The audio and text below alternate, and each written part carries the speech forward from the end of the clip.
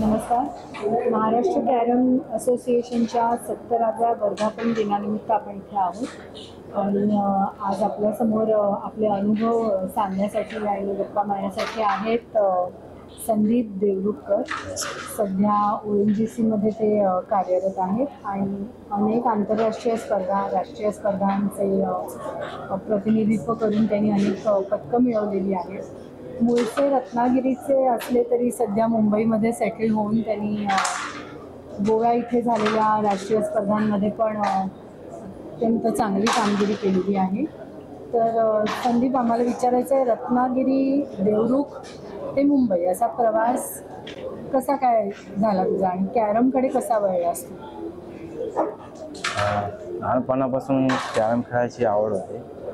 माझा मोठा भाऊ महेश देवरुखमध्येच रत्नागिरी जिल्ह्याच्या स्पर्धेमध्ये पहिल्यांदाच भाग घेऊन कुमार गटाचं विजेतेपद पटकावलं होतं. तो जेव्हा घरी आला त्याची ती जिंकली ट्रॉफी बघून मला सुद्धा कॅरममध्ये स्पर्धा खेळण्यासाठी आवडली. इन्स्पायर ते मोठा भाऊच माझे.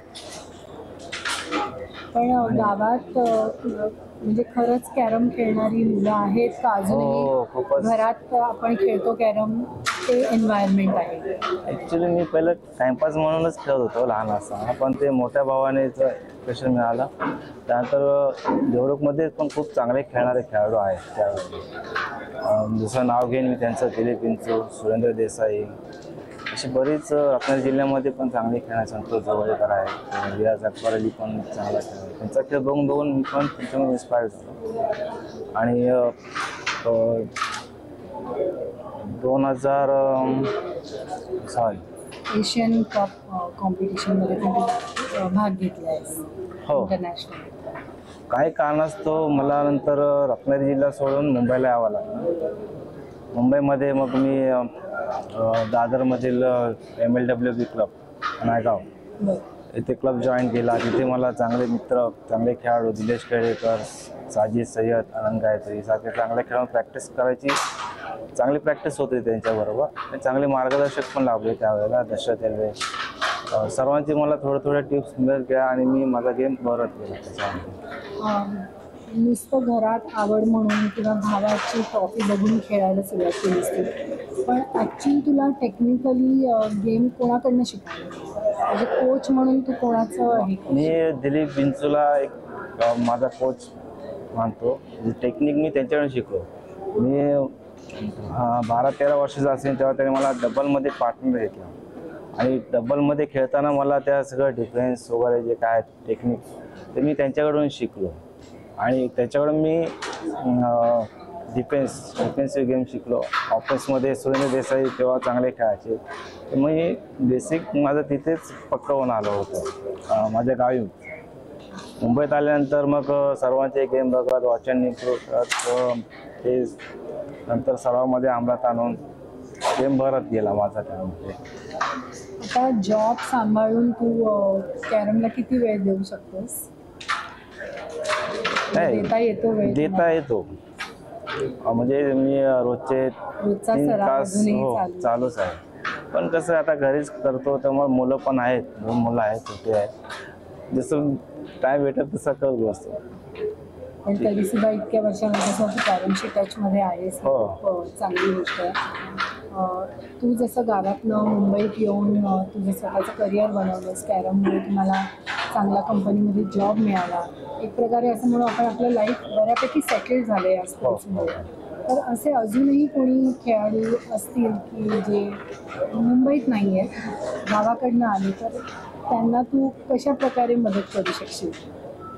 त्यांना जी काय मदत असेल, आर्थिक असेल किंवा त्यांना काय गाईड्स पाहिजे असतील, मी सर्व करायला तयार आहे त्यांच्यासाठी. पण त्यांनी स्वतःहून मेहनत घेऊन ते सर्व करायला पाहिजे. त्यांची इच्छा प्रबळ असावी पाहिजे. आणि काही गोष्टीसाठी सॅक्रिफाईस पण करावं लागतं, तर त्यांनी ते करावं. त्यांनी पॅशनेटली केलं तर तू नक्कीच त्यांना मदत करशील. हो.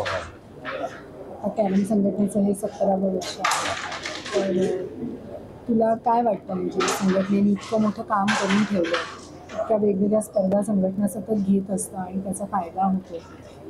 प्रत्येक वेळेला पदाधिकाऱ्यांना नावं ठेवली जातात असं जनरल पिक्चर आहे. हो. पण कॅरम संघटना तुमची ह्या गोष्टीला अपवाद आहे, कारण खूप चांगले लोक तुमच्या संघटनेत काम करतात. त्याच्याबद्दल तुझा काय अनुभव आहे? सर्वप्रथम मी महाराष्ट्र कॅरम संघटना त्या वर्षी पदार्पण करत आहे. सर्व कॅरम परिवाराला मी हार्दिक शुभेच्छा देतो. गेली 25 वर्ष मी मुंबई जिल्ह्याचं प्रतिनिधित्व करत आहे. जितूभाई शाह, अध्यक्ष जितूभाई शाह, भरत कार्याध्यक्ष, केदार सर यांची जेव्हा टीम हे NCA सांभाळायला सुरुवात केली, त्यानंतर त्यांनी खूप चांगले आणि सकारात्मक बदल घडवले याच्यामध्ये.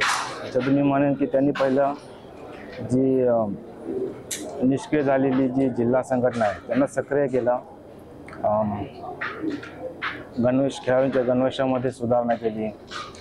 NCAची आर्थिक स्थिती सुधारली. स्पर्धा वाढवल्या. त्याच्यामुळे फायदा हा झाला की महाराष्ट्राला 2 लागोपाठ जागतिक विजेतेपद मिळाले, खेळाडू मिळाले. महिलांमध्ये चांगली सुधारणा झाली आणि चांगले रिझल्ट मिळायला लागले. त्यामुळे चांगले खेळाडूला केंद्रबिंदू ठेवून खूप साऱ्या गोष्टी संघटना करते. हो त्यांना त्यामुळे त्याचा थेट फायदा खेळाडूंना होतो. त्यांना कॅश इन्सेंटिव्ह देते दरवर्षी. जे नॅशनल लेवलला मेडिकल फॅसिलिटी पण काय आहेत ते आमची CPW संघटना त्याचा वापर होते. खूप चांगले उपक्रम राबवले. याआधी पण डायमंड ज्युबिली आम्ही चांगल्या संख्येत साजरी केली होती आणि खूप चांगले जिमखाने, चांगल्या स्पर्धा, चांगल्या वास्तूमध्ये चांगल्या वास्तूमध्ये टुर्नामेंट व्हायला लागल्या. जसं मी म्हणेन Shivaji park gymkhana, MIG club, jolly gymkhana, Chembur gymkhana, Manteshwar city club, rotary club, Vile Parle, चांगल्या ठिकाणी स्पर्धा होतात आणि चांगला रिस्पॉन्स मिळतोय. आणि सर्व लाईव्ह मॅचेस एकाच वेळेला 6 लाईव्ह मॅचेस दाखवत आहेत आणि खूप चांगला प्रतिसाद त्यांना मिळत आहे. नक्कीच खूप चांगलं काम संघटना करते, म्हणून आज आपल्याला एवढं त्यांच्याबद्दल बोलता येतं भरभरून. तू इथे आलास आणि तुझा वेळ देऊन आमच्याशी छान गप्पा मारल्यास त्याबद्दल खूप धन्यवाद. थँक्यू.